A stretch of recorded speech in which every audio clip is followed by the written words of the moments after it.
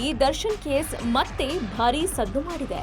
ರೇಣುಕಾಸ್ವಾಮಿ ಕೊಲೆ ಪ್ರಕರಣದಲ್ಲಿ ಜಾಮೀನಿನ ಮೇಲೆ ಹೊರಬಂದಿದ್ದ ಆರೋಪಿ ದರ್ಶನ್, ಪವಿತ್ರ ಸೇರಿ 7 ಆರೋಪಿಗಳಿಗೆ ಮತ್ತೆ ಚಳಿ ಜ್ವರ ಶುರುವಾಗಿದೆ. ಯಾಕಂದ್ರೆ ಯಾವ ಕಾರಣಕ್ಕೆ ಈ ಆರೋಪಿಗಳು ಹೊರಬಂದಿದ್ರೋ ಈಗ ಅದೇ ಕಾರಣ ಮುಳ್ಳಾಗಿದೆ. ಅವರ ಜಾಮೀನು ರದ್ದುಗೊಂಡಿದೆ. ಮತ್ತೆ ಜೈಲಿಗೆ ಹೋಗೋದು ಫಿಕ್ಸ್ ಆಗಿದೆ. ಡೆವಿಲ್ ಸಿನಿಮಾ ಪ್ರಮೋಷನ್ನಲ್ಲಿ ಬ್ಯುಸಿಯಾಗಿದ್ದ ದರ್ಶನ್ಗೆ ದಿಢೀರ್ ದೊಡ್ಡ ಶಾಕ್ ಎದುರಾಗಿದೆ. ಹಾಗಾದ್ರೆ ದರ್ಶನ್ ಮುಂದೆ ಏನ್ ಮಾಡ್ತಾರೆ ಎಲ್ಲವನ್ನೂ ಹೇಳ್ತೀವಿ. ಅದಕ್ಕೂ ಮೊದಲು ಬಾಸ್ ಟಿವಿ ಕನ್ನಡ ಚಾನೆಲ್ನ ಸಬ್ಸ್ಕ್ರೈಬ್ ಮಾಡಿ. ದರ್ಶನ್ ಅಂಡ್ ಗ್ಯಾಂಗ್ಗೆ ಹೈಕೋರ್ಟ್ ನೀಡಿದ್ದ ಆದೇಶವನ್ನ ರಾಜ್ಯ ಸರ್ಕಾರ ಸುಪ್ರೀಂ ಕೋರ್ಟ್ನಲ್ಲಿ ಪ್ರಶ್ನೆ ಮಾಡಿತ್ತು. ಇದೇ ಜಾಮೀನು ಅರ್ಜಿ ವಿಚಾರಣೆ ಮುಕ್ತಾಯಗೊಂಡಿದ್ದು ಸುಪ್ರೀಂ ಕೋರ್ಟ್ ಜಾಮೀನು ರದ್ದು ಮಾಡಿದೆ. ಹೈಕೋರ್ಟ್ ತೀರ್ಪಿನಲ್ಲಿ ದೋಷವಿದೆ, ದಾಖಲೆಗಳ ವಿರುದ್ಧ ತೀರ್ಪು ನೀಡಲಾಗಿದೆ. ಕೊಲೆ ಮಾಡಲು ಬಳಸಿದ ಆಯುಧಗಳು ಮಾರಕವಲ್ಲ ಅಂತ ಹೇಳಿರೋದು ತಪ್ಪು.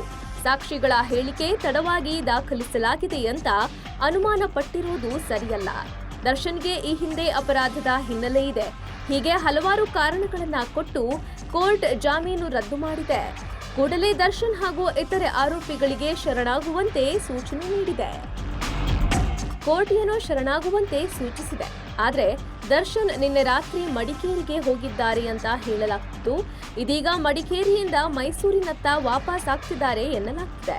ಹೀಗಾಗಿ ದರ್ಶನ್ ಏನ್ ಮಾಡ್ತಾರೆ ಅನ್ನೋದೇ ಪ್ರಶ್ನೆಯಾಗಿದೆ. ಕೂಡಲೇ ಬಂದು ಪೊಲೀಸರಿಗೆ ಶರಣಾಗಬೇಕಿದೆ. ಇಲ್ಲದಿದ್ರೆ ಪೊಲೀಸರು ಕೋರ್ಟ್ನಿಂದ ವಾರೆಂಟ್ ಪಡೆದು ಬಂಧಿಸುವ ಸಾಧ್ಯತೆ ಹೆಚ್ಚಿದೆ. ಈಗಾಗಲೇ ಪೊಲೀಸರು ದರ್ಶನ್ಗಾಗಿ ಹುಡುಕಾಟ ನಡೆಸಿದ್ದಾರೆ ಅಂತ ಹೇಳಲಾಗ್ತಿದೆ. ಪವಿತ್ರ ಗೌಡ ಕೂಡ ಸದ್ಯ ತಮ್ಮ RR ನಗರದ ನಿವಾಸದಲ್ಲಿದ್ದಾರೆ. ದರ್ಶನ್ ಜಾಮೀನು ಕ್ಯಾನ್ಸಲ್ ಆಗಿರುವ ಕಾರಣ ಮತ್ತೆ ಬಳ್ಳಾರಿ ಸೆಂಟ್ರಲ್ ಜೈಲಿಗೆ ಹೋಗಲಿದ್ದಾರೆ. ಈ ಹಿಂದೆ ಕೂಡ ಸುಮಾರು 2 ತಿಂಗಳುಗಳ ಕಾಲ ದರ್ಶನ್ ಇದೇ ಸೆರೆಮನೆ ವಾಸವನ್ನ ಅನುಭವಿಸಿದ್ರು. ಕೇವಲ ಜಾಮೀನು ಮಾತ್ರವಲ್ಲದೆ ಸುಪ್ರೀಂ ಕೋರ್ಟ್ ಜೈಲಾಧಿಕಾರಿಗಳಿಗೂ ಸಖತ್ ಕ್ಲಾಸ್ ತೆಗೆದುಕೊಂಡಿದೆ. ಈ ಹಿಂದೆ ದರ್ಶನ್ಗೆ ಜೈಲಲ್ಲಿ ರಾಜಾತಿಥ್ಯವನ್ನ ನೀಡಲಾಗಿತ್ತು. ಆದ್ರೆ ಈ ಬಾರಿ ಅದು ಮರುಕಳಿಸಬಾರದು. ಜೈಲಾಧಿಕಾರಿಗಳ ವಿರುದ್ಧ ಅಂದೇ ಕ್ರಮ ತೆಗೆದುಕೊಳ್ಳಬೇಕಾಗಿತ್ತು. ಆದ್ರೆ ಈ ಬಾರಿ ಮಾತ್ರ ದರ್ಶನ್ಗೆ ಯಾವುದೇ ವಿಶೇಷ ಸೌಲಭ್ಯಗಳನ್ನ ನೀಡಬಾರದು. ಯಾವುದೇ ಚಿಕಿತ್ಸೆ ಬೇಕಿದ್ರೆ ಜೈಲಿನಲ್ಲೇ ವ್ಯವಸ್ಥೆಯಾಗಲಿ ಅಂತ ಸುಪ್ರೀಂ ಕೋರ್ಟ್ ಚಾಟಿ ಬೀಸಿದೆ. ಮತ್ತೊಂದು ಮಾಹಿತಿ ಪ್ರಕಾರ ದರ್ಶನ್ ಇಂದೇ ಶರಣಾಗಲಿದ್ದಾರೆ ಅಂತ ಕೂಡ ಹೇಳಲಾಗ್ತಿದೆ. ಇನ್ನೊಂದು ವಿಚಾರ ಅಂದ್ರೆ ದರ್ಶನ್ ಹಾಗೂ ಪವಿತ್ರ ಗೌಡಗೆ ಈ ಪ್ರಕರಣದ ಸಂಪೂರ್ಣ ವಿಚಾರಣೆ ಮುಗಿಯುವವರೆಗೂ ಬೇಲ್ಗೆ ಮೇಲ್ಮನವಿ ಸಲ್ಲಿಸುವಂತಿಲ್ಲ ಅಂತ ಸುಪ್ರೀಂ ಕೋರ್ಟ್ ಹೇಳಿದೆ. ಹೀಗಾಗಿ ತನಿಖೆ ಮುಗಿದ ಮೇಲೆ ದರ್ಶನ್ ಹಾಗೂ ಪವಿತ್ರ ಗೌಡಗೆ ಮೇಲ್ಮನವಿ ಸಲ್ಲಿಸಲು ಅವಕಾಶವಿದೆ. ಅಲ್ಲಿವರೆಗೆ ದರ್ಶನ್ಗೆ ಜೈಲೇ ಗತಿ ಅಂತ ಹೇಳಲಾಗ್ತಿದೆ.